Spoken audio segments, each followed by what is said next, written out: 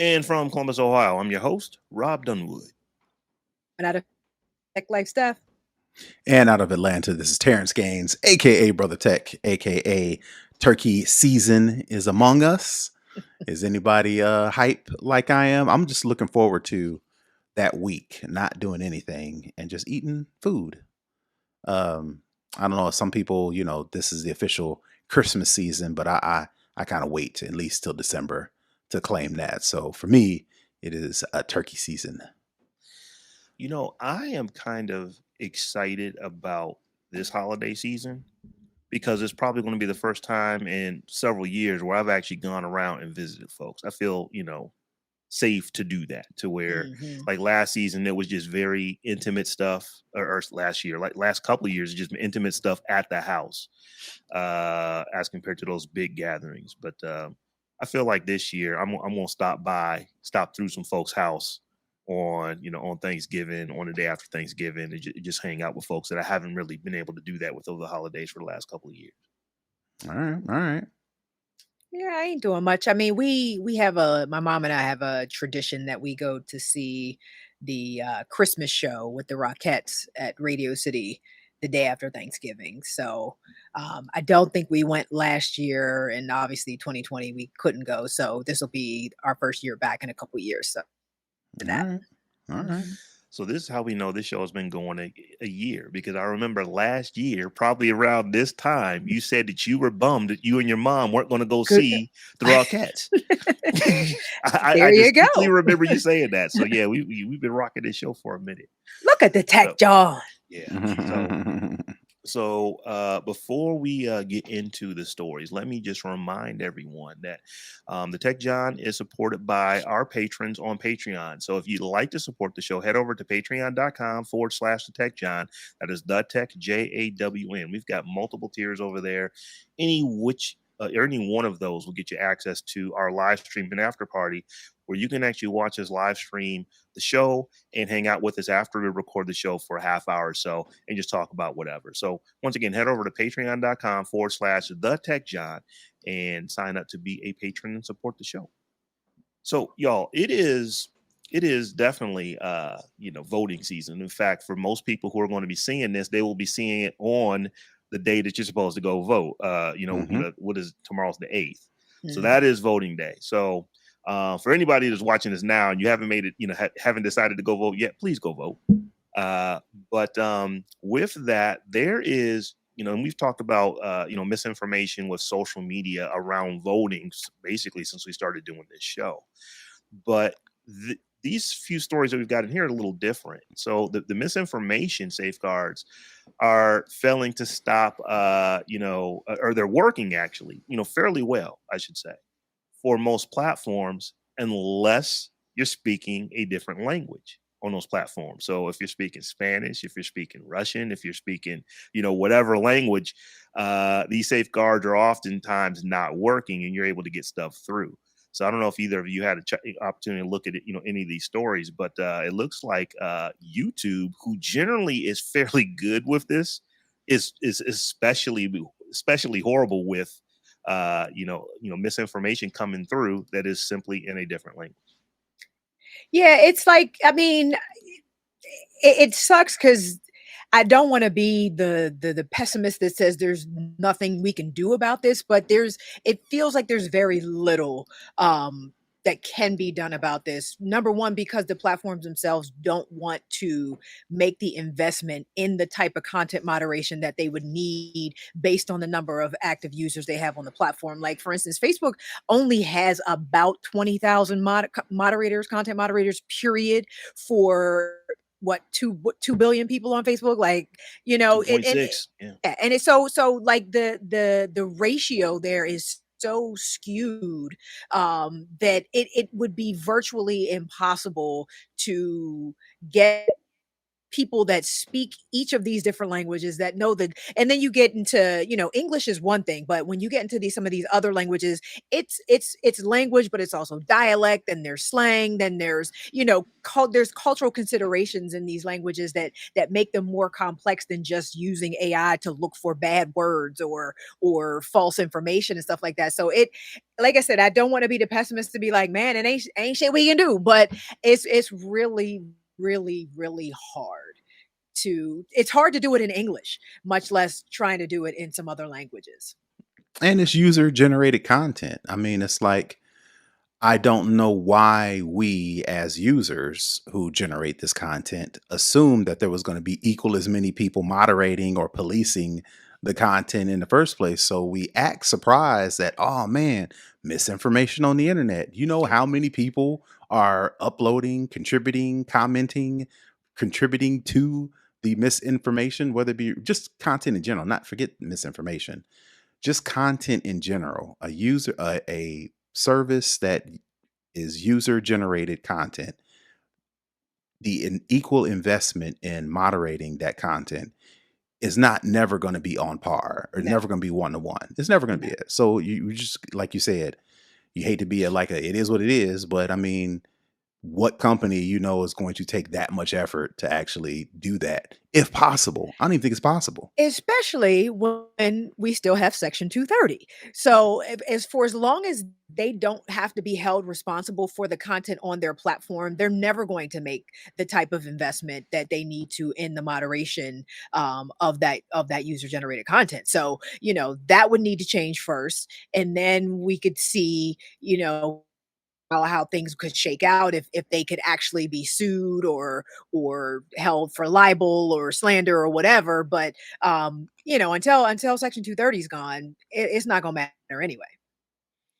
Now, one of the related stories that I saw this was that WeChat, something that is not heavily used in America, except for by the people that it's heavily used by. So basically, there's a lot of, our Chinese, Americans and folks who are here, immigrants who they get, an inordinate amount of their news through, through WeChat. Now, WeChat clearly in China is huge. In Australia is huge. Basically, where there are a large population of of Chinese folks, this is a ginormous platform. Mhm. Unrelated, this is what we've heard that that Elon kind of wants to turn Twitter into. Who knows if that's going to actually work? But there seems to be quite a bit of not just misinformation, but it's like here's who you need to vote for. You need to do this. It's not. I don't even know if you call it misinformation. It's like here's what you need to Just do. It's like straight it's just straight propaganda. propaganda, up on this platform. It ain't they Uh, ain't no myths about it. It's fake right. Right, Yeah. information. right. Oh, and I So think another big problem is just our lack of commitment globally to Mhm. digital literacy. Like, that's not a thing that gets taught in schools. We give these kids tablets in second grade or laptops in fourth grade, but digital literacy as a whole is just not something that is emphasized, or at least not, I haven't seen it emphasized. And when these administrators call me into these schools to talk to these kids, I can tell that they don't have that digital savvy should to able to navigate the internet of awareness of how to differentiate, fake news from real news, how to find sources, how to research, how to, anything like that. So, that's another thing. We got Section 230, but we also don't have a commitment to digital literacy here or really probably anywhere on the planet. And why would we expect that when the parents, the adults on Right, social media tripping up on right. themselves? So why Exactly. It's why such we a turn around and assume the kids are going to have some sort of digital literacy because they I just know. grew up, they were born with an iPhone in their hands, right? yeah. Steph, I know you can do seminars on digital literacy because you do seminars on digital literacy, Correct. but it's still it just amazes me. It's like you actually put that picture of your child out there. It You put people that video of your honestly, child out there. it's the thing is, it is not even like, how could you be so I don't want to say stupid necessarily or naive or whatever. I think people really don't. There's a term that they've coined called perceived anonymity that makes people believe that you can't really find them. You don't really know what they're doing online. They don't really and it's that concept, but it's also the idea that people think, especially when they have a very small friend group online, if they're not following a bunch of people, if a whole bunch of people aren't following them, that Mhm. information is going to stay in that friend group, Okay. and it's just not, and it's hard to convince people until something bad happens that this information can go wherever it needs to go, wherever it has the Mhm. potential to go, it can go very, very easily. So it's a tough thing, and putting that genie back in the bottle at this point is damn near impossible as well. So I really wish I had a solution. But until then, I mean, they keeping my bills paid, bringing me schools to talk to these kids. But it's a really, really what is the word I'm looking for? Herculean task to try to reverse engineer digital literacy education to adults and children. So bringing this back to just voting and what's going on, TikTok, Terrence, is actually suppressing get out the vote type videos. It's like, what is the purpose of that? Well, so I got a problem with this one because I've got a problem with TikTok as a whole. The fact that it's, excuse me, the fact that it's owned by the company is ByteDance, which is a Chinese company, and the TikTok that we see over here in the United States is totally different than the Totally. TikTok that they Mhm. see over in China because, of course, communism. But in addition to that, it just seems like when you add that up with that, right? Take that with a grain of salt. But when you add that into the story that I found that Robb is referring to, that the fact that there has been a study to where creators have created like a little over a dozen videos. And in one set of the videos, they will say the words get out the vote. They'll say, voting matters, neutral stuff, not Mhm. vote Democratic or not vote, right or not vote whatever, abortion, whatever the case may be. They're just saying basic things. And then some of the other videos were doing kind of like they wasn't speaking it, but they would put in the content, like in the title, they would put Right. go hashtag go Or vote hold up and a sign oh right, with right, it. right, Yeah. right. It seems like some of the let me read this. Hold on. TikTok, in which its creator speak certain election keywords such as voting, midterms, and get out the vote, received only one third as many videos as otherwise identical videos that do not include the spoken keywords research found. So it seems like TikTok is listening to these videos, and if somebody mentions voting, get out the vote, whatever, they're kind of, it seems like they're suppressing those. So I just thought that was interesting that it seems like, so I'll ask the question.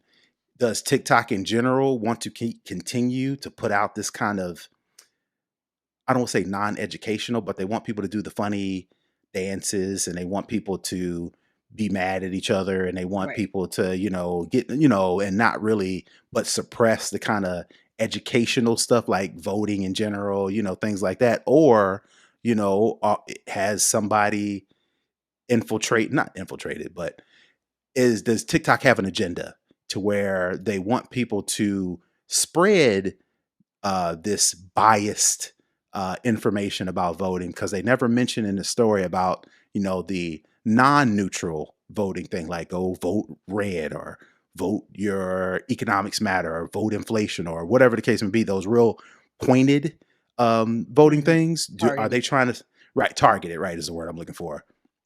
Is it they're trying to do that, or are they trying, like I said, they're trying to suppress? They want to speak up the pointed, targeted stuff and suppress the neutral stuff to where it encourages people to vote versus us just talking back at each other like pundits when it comes Right. to voting, election season. If it wasn't TikTok, I might chalk this up to overzealous AI and the fact that they just don't want to have any sort of election chatter going back and forth. So let's just, anything that says vote, anything that says hashtag voting, like we'll just get rid of all of it to try to avoid as much conflict as possible. If it Okay. wasn't TikTok, because it's TikTok, it would not surprise me if they were invested in trying to throw American democracy into chaos. You know what Right. I'm saying? Right. Like honestly, like there's no reason that they don't have an incentive to do that. So Right. you can't say with any certainty that that's not what they're trying to do. I try to give companies the benefit of the doubt, particularly Man, when listen. talking Here, about them on here, this here show. you go. I can't do it Here with comes this one though. Rob, man. I can't. I'm with y'all on this. This is the All right, company I can't. finally. Come on, get on board, man. I'm being honest. It's like I'm TikTok is trying to see the wildin'. other side.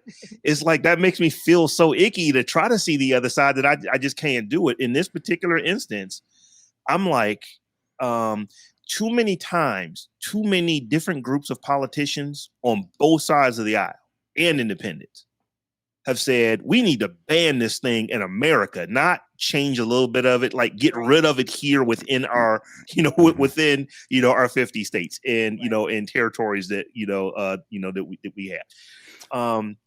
Like I was just looking at I didn't know we were going to go here, but I was just looking at another article today. I'm not sure when it came out, but they were just talking about in the UK. One of the things that's about to happen is that the data for TikTok in the UK, I believe, is currently held in Singapore and in Brazil. But now folks in China are going to actually get access to it. Now, clearly they have not said that for here, because they don't want to get it kicked out of the country People in here. China have access to all of data. I know that, but I know that they And have if you access don't to believe it. that, I But have a bridge in Brooklyn I'd like to sell you. but they're about to say they're about to let you know that we officially are now accessing this data in China, and I'm just like, Right, they're And not not even hiding it anymore. So and it's not just o- like, and not only that, Cambridge Analytica and Facebook and all these other things have shown them they have figured Americans out. And absolutely. the way to get to Americans is through social media. So Mhm. why wouldn't they try to influence things? And I don't know what the agenda is, but definitely trying to influence things just to see how they Because can manipulate. there's there's a precedent. You know what I'm Mhm, saying? The 2016 election is like there was a precedent set, and mhm. and we saw what happened, and so everybody's just like, okay, well, then I guess this is the playbook, and we Right. right, we keep falling for it time, and that's on us. I mean, it is what it is. I mean, TikTok is doing what like Chris Rock would say when he talks about animal attacks. He's like, a tiger's going tiger. Mhm, TikTok is mhm, going TikTok, mhm. and I don't know why any of us are surprised about that. yeah, you cannot get upset with tigers for eating meat. That's what they No, do. a tiger's going tiger, and TikTok is going TikTok. Right. So yeah, that this one was interesting. It's like we just go suppress if you say vote, show vote. Let's just suppress that. Hmm. You So almost y'all, can't even be mad at them. right. So y'all, last week, we talked about the big Twitter announcement. This week there is an abundance of Twitter news. I was on Daily Tech News Show last Friday. One of the things that Tom Merritt, the host of that show, did is he actually went to Reddit, created they have a subreddit, and he basically just asked the listeners, the audience, what they think about the amount of Twitter coverage they've been doing, because it is just it's been dominating the news for Yeah. the last 11 12 days, or however long it's been since Friday before last. And the answers that came back are I kind of agree with them. It's like, you know what, it is tech news, you have to cover the news, leave all of the crazy stuff that isn't necessarily news, is just people reacting to the news. Let that happen on Twitter or whatever other social network, but cover the news. So I think that's probably good advice. We could try to do the same thing. So there has been quite a bit of Twitter news since we last talked last Monday. The first one is that Twitter laid off, and we had rumors of this, but they've now done it. They've laid off roughly half of its workforce. I believe about 3,700 employees Mhm. are now no longer with the company. There are lawsuits coming all out of everywhere. When we look at how they did this, um, I'm not going to say this is the worst example of how to let people go in your company that has ever happened, Close. but it's bad. It's like for a company that has this much stature as far as people know who it is, this is like not just being covered on tech news shows. This is being covered on the 6 p.m. news, like your local news is talking about Twitter. Definitely the national news is talking about Twitter. But they laid off a bunch of folks. And hours later, literally hours later, my bad. We didn't mean to fire you. You need to come back. I Right. know, Terrance, Mhm. you stuck that in our Discord earlier today. But that was something that was different. They laid off half the company, and within hours, oh my bad, we need y'all to come back. Before we even move into the rest of this news, I just kind of want to get your takes on how they are doing with these layoffs because Well, it's messy. obviously they're doing messy, but hear me out. All right. You know how the popular thing goes. All right. Hear me out. You could attribute that to Twitter's growth up until now, right? The previous founder, what's his name, Jack Jack. Dorsey, Mhm. he kind of alluded to it as much. He put out some sort of apology in the Yeah, wake of these, mm, saying that it's my bad. We should have I grown. ain't buying that. We grew too much, I ain't right? buying that. So, well, the point I'm trying to get at is Mm, we know that Twitter does not make money, right? We know that advertisers was not really buying into Twitter like that. And then as a result of Musk taking over Twitter, some of them have said, nah, we're going to put our stuff on pause or we're going to fall back altogether. On top of the rumors, the stuff that came out about blue checks and paying for it, it is clear to me anyway that Elon Musk is trying to figure out how to make this company profitable. The first way that most, if not all, companies try to do to find some extra money is lay off people. oh, So yeah. must be in Mhm. must, they could use that excuse. Going back to Stephanie, the excuse that Twitter grew too fast as an excuse as to why they need to chop off half of the workforce. Again, ultimately is to make money, but the excuse could be, well, Twitter's too big anyway, so we didn't need all these people, which Right. turned out to be not true because they turned around and had to hire some of them back. Ugh, I'm so sick of talking about this. I don't know if anybody listening or the two of you know who Lovey is. Lovey Mhm. Ajayi.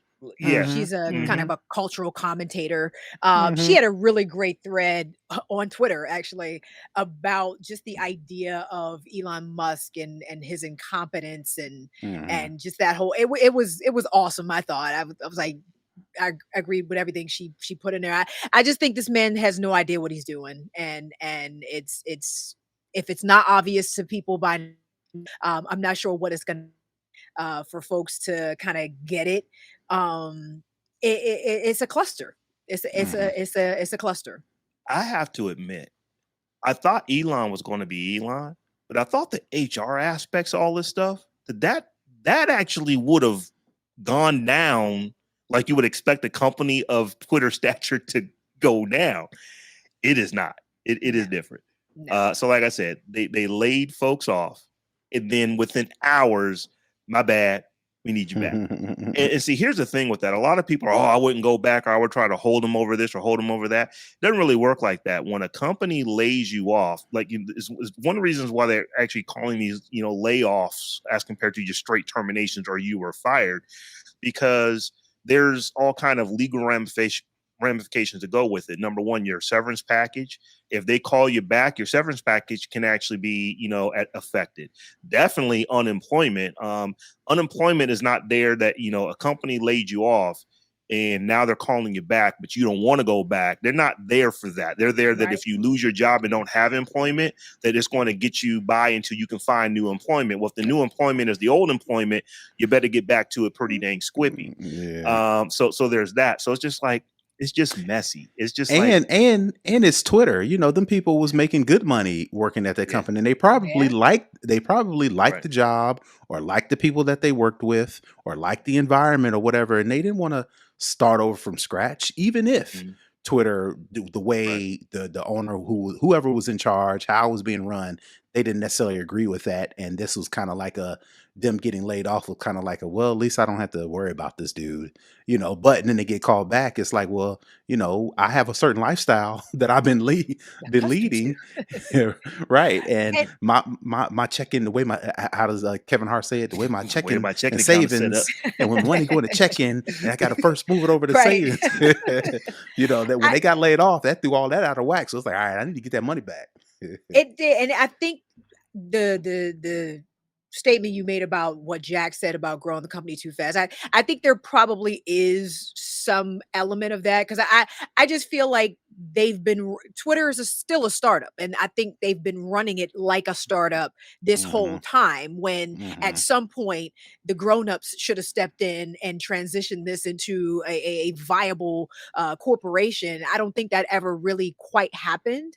I think what's his name, Agarwal Prayal, whatever. I think Hmm. he may have Hmm. been trying to do that and probably was getting a ton of pushback from people within the company. So I could kind of see um the here we go. And we're back. I could kind of see, Jack making that statement um because he's finally matured into some type of grown up, and realizing that the company hadn't been run properly beforehand. But I also think he, is still in bed with Elon Musk, and wants to give him an out for decimating half their workforce. Hmm. So one of the things that that we should talk about just as news is that Twitter Blue is not $20, it's 8. I ain't even Still. paying 8. I So don't care. I ain't so paying. I know you're not. You've already I ain't started paying. making your moves Nope. to get out of here, but I know 7 people that I know well enough that I can ask them what they're doing.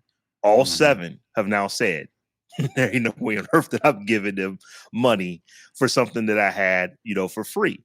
During the conversation once, but I can understand why some people would need to. Like if you're a journalist or something like Absolutely. that, I can understand it. But so far, everybody that I know well enough to say, "Hey, what you doing on this?" They have told me there ain't no way on earth I'm giving Y'all can Twitter DM some me money. on Instagram. I'm verified there too. But So holla at me on the gram. I guarantee you there are now, not enough to justify him doing it, but there are some vain people out there who will pay that money just to be somebody, even though that's not what it's for. Even though, Musk tries to make it out that people will pay it just to be somebody. Well, and then that's the thing. Unfortunately. What Mhm. people don't understand is that that's not, like you said, that's not even what it's for at this point. At this point, it's literally just to make sure you are who you say you are.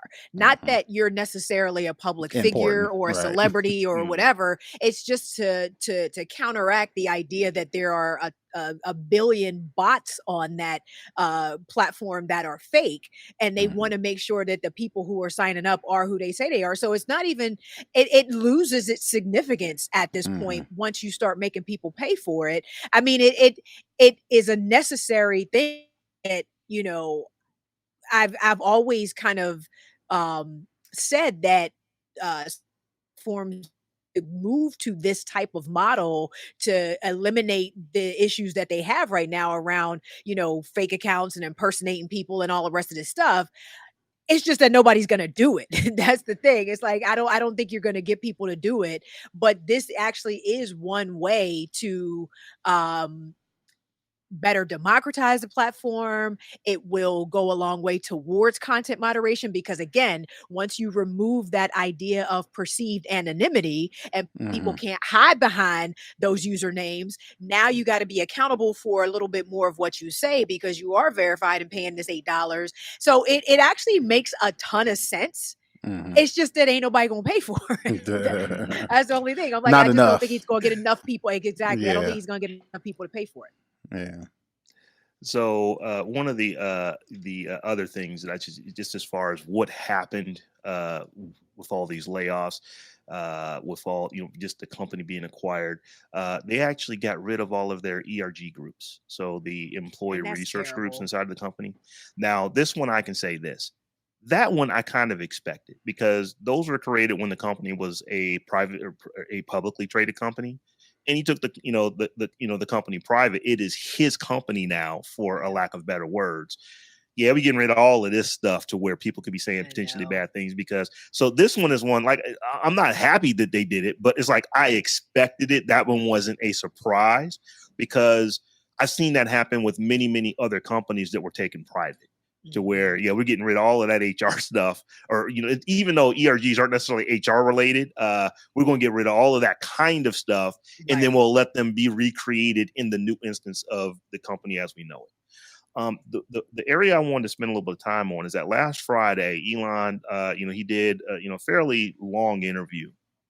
Um, and the thing that I took away from this, number one, Twitter is experiencing a massive drop in revenue due to activist groups pressuring advertisers.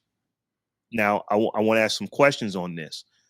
Activist groups pressuring advertisers. That sounds like free speech to me. Is that a free speech type of thing? All day. Okay, so that sounds like free speech. So Musk basically has been quoted saying, "We've done our absolute best to appease them, and nothing is working." This is a major concern, he said, casting the pullback as an assault on free speech. So I'm trying to figure out, how do you actually get that people exercising free speech is an assault on free speech? Is it like basically if it ain't making you money, it's an assault on free speech? And what has he done? He said we've done everything. Like, has he named anything that he's done?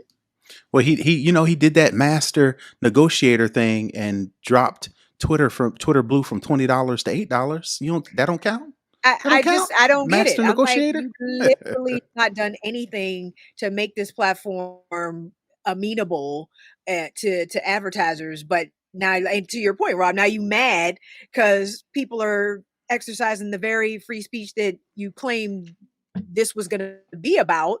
It doesn't make any sense. So one of his followers has said that you should basically name all of the advertisers so we can do a reverse boycott of these a reverse boycott That's so of these dumb. advertisers that are pulling their money away. And his response is, a thermonuclear name and shame is exactly what will happen if this continues. And it's like, this is what your free speech is? Right. This is what the free speech warrior is for. If you don't give me money, I'm going to try to shame you into giving me money. And that's what I think it's And all how is that about. gonna happen? Like, who it defies explanation. And then you throw in the whole, I don't know if you've been following the Kathy Griffin thing and Sarah Yeah. Silverman and everything. It's the same thing. It's literally the same thing. These people are, and I don't, he's trying to get around it with the whole impersonation thing. They're impersonating Mhm. me and blah. But it's like, you obviously know they did not change their usernames. They only changed the screen name. We know Mhm. these aren't you. You're just mad you're being made fun of, and Right. you're being a man baby about it. So I'm Mhm. looking at the whole Kathy Griffin thing, and I'm like, Kathy Griffin, that's the one you went to first. Right. The hill They- you're gonna die on. that's the one you're starting with. The comedian who is going at you with her free speech, and you decide, and you know that this is a parody. Two Um, things. wow. He really think he bought a piece of technology, and Twitter is a community, and he's Mhm. going to learn that quick, fast, in a hurry. That's And right. number two, he knows that he paid Way too much. way too much for Twitter. Give me a second. So real I guess I'll answer Saray's question and then until Rob gets back and then you could go. So Kathy Griffin started tweeting as Elon Musk. She didn't change her at username, but she changed her screen name. You know how you can just change your screen name whenever you want to Elon Mhm. Musk, and then just started tweeting like ridiculous stuff Nonsensical. nonsensical stuff that Yeah. he might say.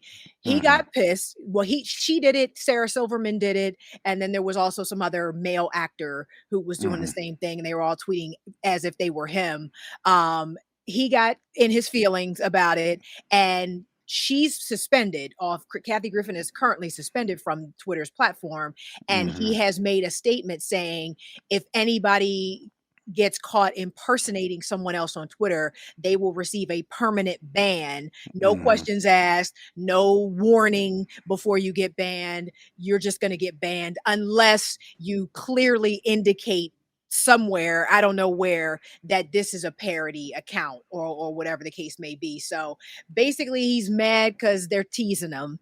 And because he can take his ball and go home because he owns the company, he's ready to take his ball and go home and just blow the whole thing up because he's mad because he's being teased.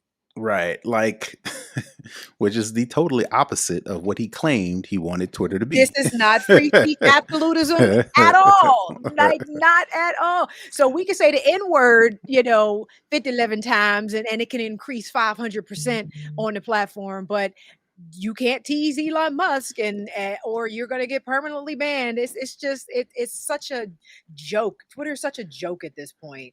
I think I Right. did actually get my download, my archive. I've gotten my archive, so I'm going on ahead and deactivating that, John, because it's insane. So I've been thinking about that ever since you said it, right? About Uh-huh. what your plans were.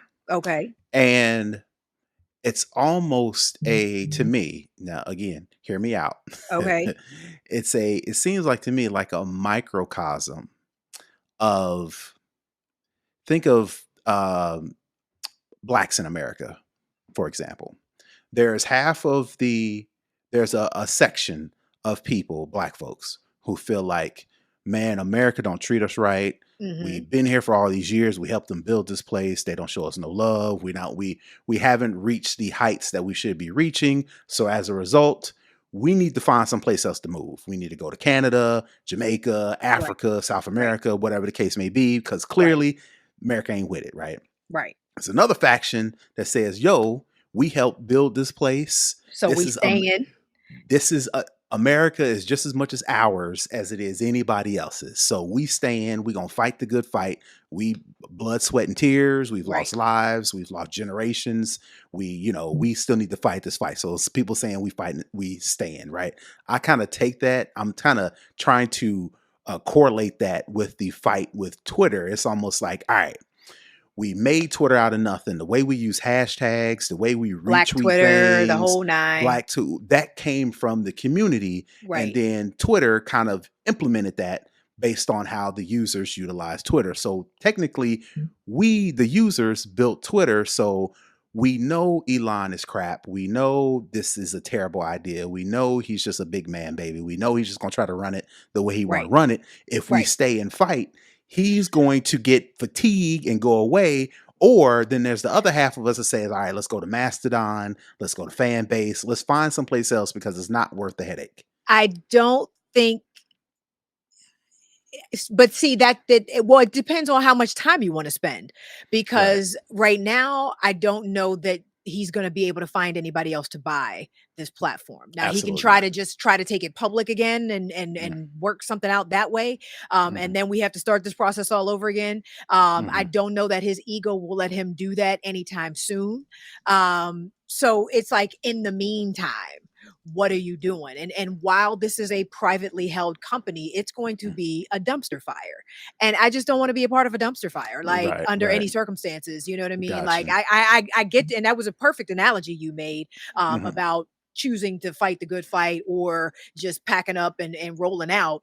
But for Twitter, it ain't that deep to me. Right, right. I So, get it. I get so I can bounce whenever. it. But yeah, it'll be interesting to see because, like I said, it ain't going. It's not going to go well for Twitter for a while. Right. And the So question if you is, hang there, you going to be in it. With and wading through the mess for right. for a minute. So And is I'm it not worth willing it? to do that. Yeah, I'm not willing Right, to do right. that. Especially, when we've got other things out there, like I said, there's no, and I think that's the challenge or the issue that people are having. They're looking for a one-to-one replacement to Twitter, Right.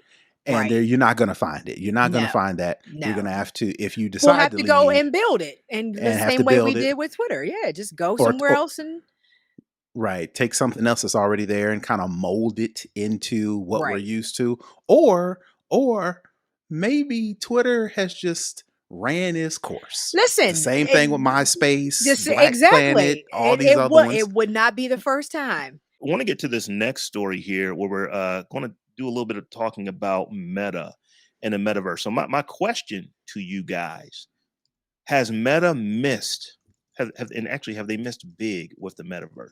Because they are getting crushed in every kind of financial way you can conceive. They posted a 52% profit decline. 52% profit decline. That's crazy.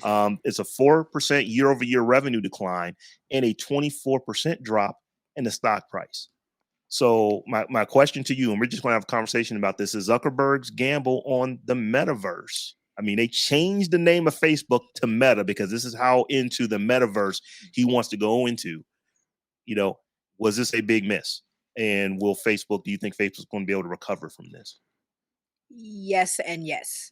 I think he's just 5 to even 5 to 10 years too early.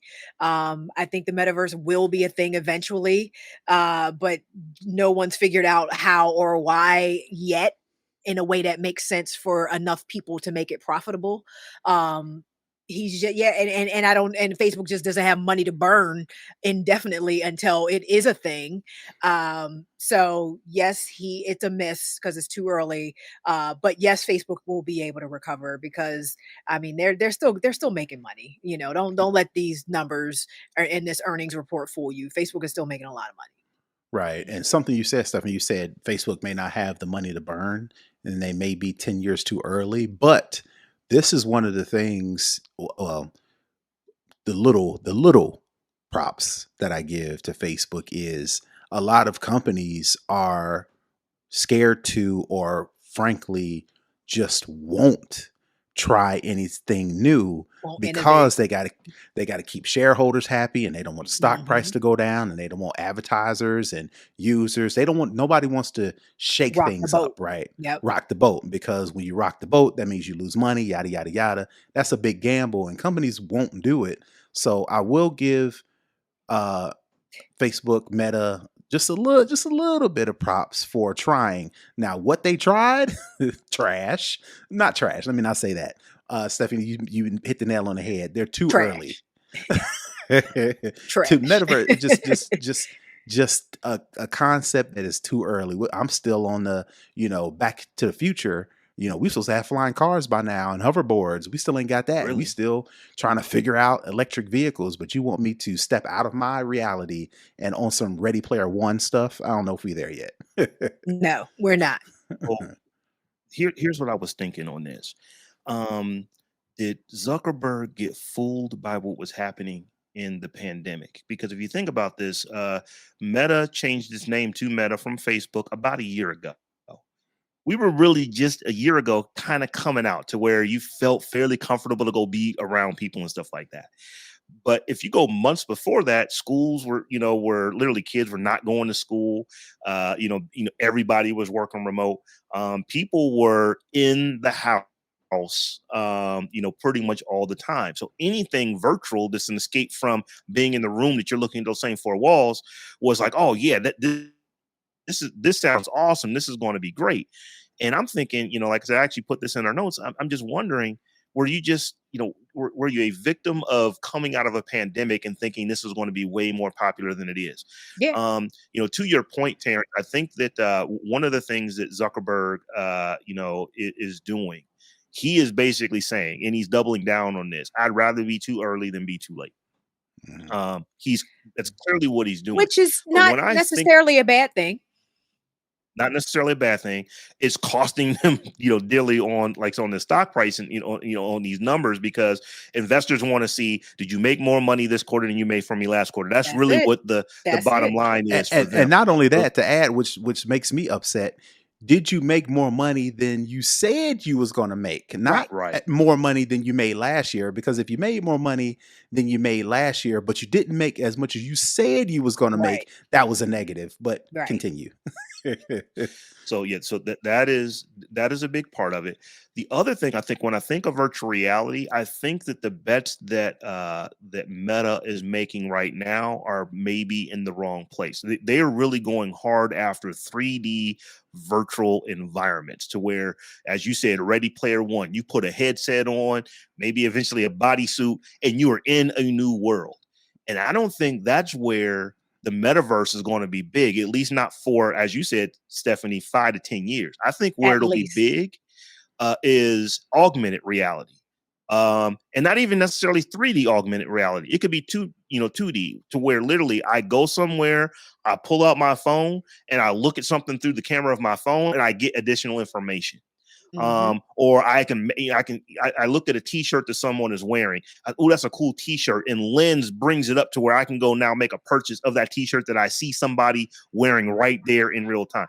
I see that being a thing way sooner than I see everybody's wearing 3D headsets and you're in these immersive worlds to where you're interacting virtually than you are acting in the real world. And that's, no one's told me this. That's just my opinion.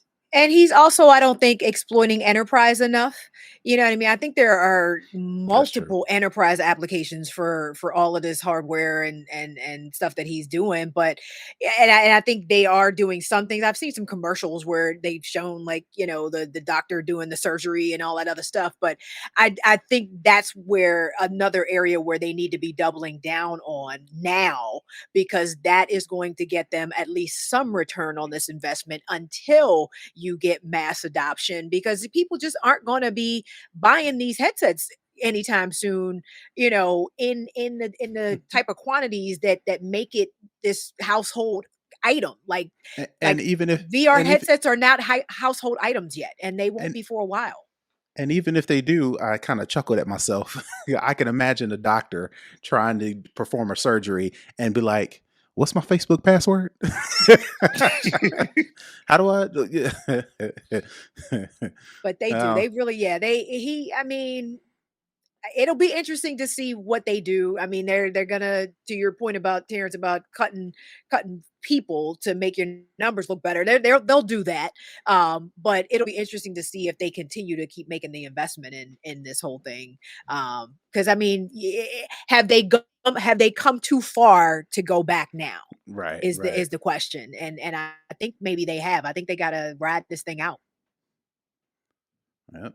I mean, At the very least, they could have billions of dollars, I going mean, towards there's other applications. Like, they could have really invested in giving you that sofa side seat to your favorite sporting event or concert or Well, major that was event. supposed to be the whole point, and we But don't have it yet. they about face so fast to this whole virtual world. It's like, man, slow down, pump your brakes. We don't have that was the whole point of NFTs, because now you get this access and you'll be in Decentraland, partying with Snoop and all this other nonsense, and none of it's materialized yet. None of it's materialized. And I remember when we initially started talking about this, it all sounded really cool.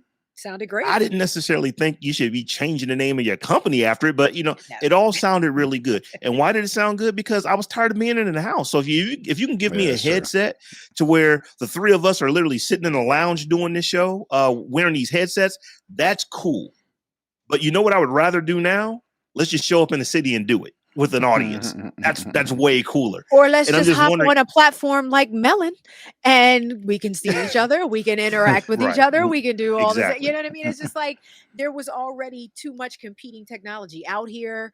And now you want to try to make people go buy something extra and do something extra. You don't have the software to support most of what you want that hardware to do anyway. You're looking for third Mhm. party applications that don't exist yet. It just, You just now put legs on people or right, pants or right, whatever. right. I It's tell you what, crazy. It's crazy. when they announced their new when I keep saying Facebook, when Meta announced their new headset, I was like, man, that thing's expensive.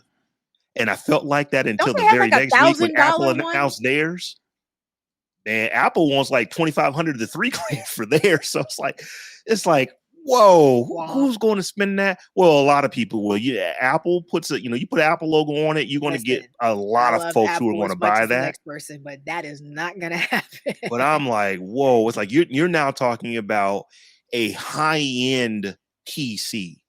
And when you think about the metaverse, it can't just be okay. You got a household with 6 people in it. We're gonna just share the one headset. Well, you can be in the world right now. You got to be off in the staging area, and then you get 12 minutes, and now I got 12 minutes, and now I got 12 minutes, Right. and people are fighting. It's like, no, you probably are going to have multiple headsets. So like I said, anything that these companies do first is going to be expensive. We But I'm like, oh, that's really expensive.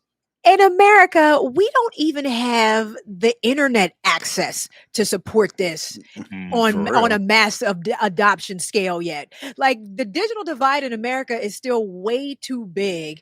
Too many people still have dial up. Too many people don't have high speed broadband. Like we don't even have the infrastructure to support metaverse, living in a metaverse at scale yet. So like the idea that you would do this without also now, and I think I think Facebook was trying to do some sort of kind of Google Fi style internet access in some other countries, but we don't even have the infrastructure yet to make this happen at scale. So it's just like you put the cart way before And the horse.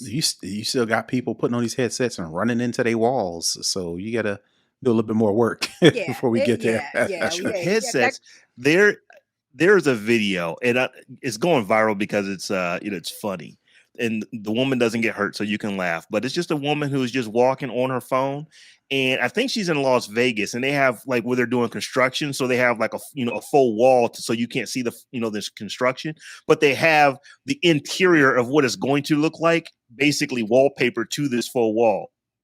So this woman thinks she's walking into the hotel. She walks face plants right into the into the wall. She didn't have on a headset. She was just looking at her phone. So it's right.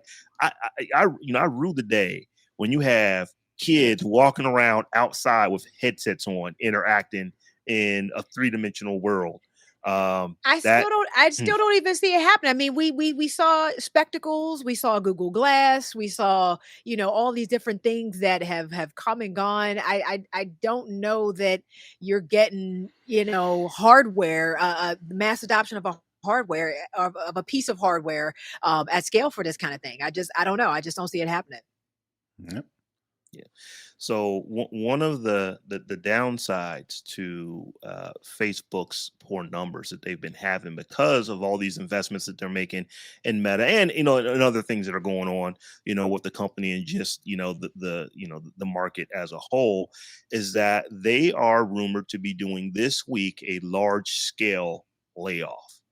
I certainly hope they do it more humanely and more responsibly than what Twitter did. But they're not the only ones. Stripe has laid off 14% of its workforce. We've been talking about Stripe, how you can actually now tap to pay, Yeah. with your phone on Stripe. Well, yeah, they just laid off 14% of their workforce. And what they did was they candidly tell you the mistakes that they made. They flat out said, we thought that we needed to hire a lot of people during the pandemic, and that we were going to be in this spot after it that we simply aren't. And I don't want to say they said my bad, but they literally were apologizing for some of the mistakes that they made. Lyft is laying off 13% of its workforce. Um, and even Apple. I mean, Apple is the darling of all tech companies. They're in a hiring freeze right now. They've got like supply chain issues over in China. I believe that like China has actually imposed some stricter COVID restrictions Yeah. that's causing them not to be able to actually ship the number of phones that they were able to ship. So basically, it's just a trickle down. So they are actually in a hiring freeze as well. Don't know. They have, I haven't seen any news that says that they're going to actually do any layoffs at Apple, but it is not a stretch to think that if you're doing in a hiring freeze today, that the next announcement could be that they might be doing, some layoffs. Like I said, I'm not hoping for that. I'm not wishing for that. But if you just kind of follow follow the dots, that generally is the next thing that comes. So yeah, this I downturn that all these big tech companies are having is real. I feel like the tech bubble has burst. It was a great ride. It'll come back around like always, but I think the gold rush, if you will, especially for that VC money, has dried up significantly. And now, while we are in this period that no one wants to call a recession yet, it is what it is. I mean, with inflation where it is and folks not spending money, that bubble's burst. And it's crazy how trickle down economics works when a company is no longer making the profits or not getting the money. Trickle down seems to work pretty good to where they're like, all right, we ain't making money. We can't hire people. Now we got to lay off folks. Trickle up. It never works in reverse to where companies making money hand over fist. So we can now give our employees Right, triple their salary or give right. them all these, it's like, oh, Up the the company. benefits or something. Yeah, yeah. They'll never up the Anything. benefits. They don't never get they probably do profit sharing and they probably give people bonuses, but it's nowhere in correlation with the Right, percentage of money that they make right. versus when they're losing money, that number correlates Oh, to the they amount of people they need slashing to fire. Oh yeah, they slashing. find it. They find the Mhm. numbers quick, fast, in a hurry. So like you said, I mean, this is what happens. And like Stephanie mentioned, they don't want to call it a recession because if they call it a recession, people will really be like, oh, let me save my money even more. Let me hold it a little bit tighter. Mhm, So they don't want to call mhm. a recession because they want people to spend money, which is another gripe of mine. It's like, why does our society work only when the least of us spend the most amount of money versus these rich people? When they get all their money, they figure out how to hide it, how to save it, Right, not how to spend it. right.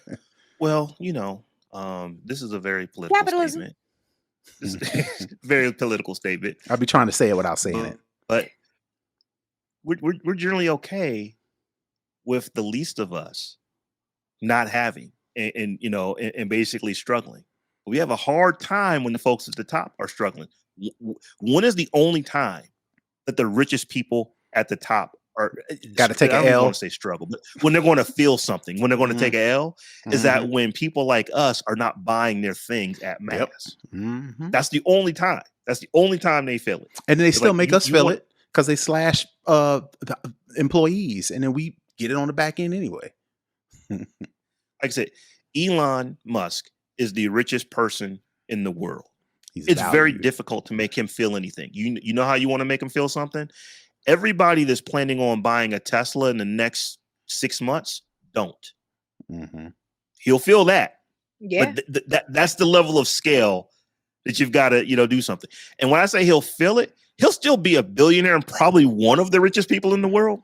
But he may move from number 1 to number 11. Yeah, I'm making the numbers up, but I mean that's what it takes for someone like that, to move. And it's like, like I said, we tend to cater to the top, so we will inject. We need money. We need people who don't We'll have bail money out. to We'll spend bail the out money to companies. make sure that the Hmm. people who have it actually are going to be okay at the top.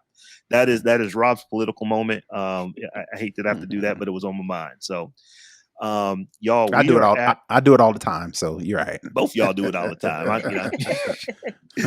But you know what? We are at that time of the show where we have to shout out to our Patreons. And I have to the first shout out that we're going to do, Becky, I have to apologize because we went really long last week. And when I edited the show out, when we started going through it and editing my mind, we completely clean skipped over doing our new patrons until we actually are in the after party, which most people don't see if they're not actually coming and watching that. So I want to make sure that even though we shouted out in the after party last week, we want to make sure that Becky Kung is recognized for becoming a patron of the Tech Jawn. Also, we have a new patron that just joined this week by the name of Peter Storkey. And so we want to give you your flowers as well for helping to support us. So once again, for Appreciate y'all. anybody else who wants to support the show, head over to patreon.com/the Tech Jawn. That is the Tech JAWN. We've got 3 tiers over there. Any one of those tiers, we really appreciate you, but they all get you access to our live stream, to our after party. 2 of the tiers get you access to an ad-free stream that you can download to your podcatcher of choice right from Patreon. So once again, head over to patreon.com/the Tech Jawn. So with that, y'all, let's go ahead and wrap this show up. So Tech Life Steph, tell the folks how we can get at you. All around the web at Tech Life Steph. Holla at your girl.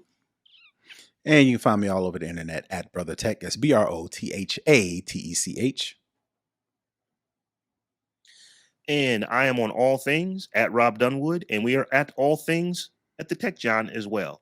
And we'll be figuring out pretty soon if, like I said, if Twitter, we ain't moving off of Twitter, but if we need to move off of Twitter, we got to figure out where we're going. So let us know where we need to be at. All things, right? But stay tuned in case all things change to something, -1. Until we meet in a week's time, y'all. Peace.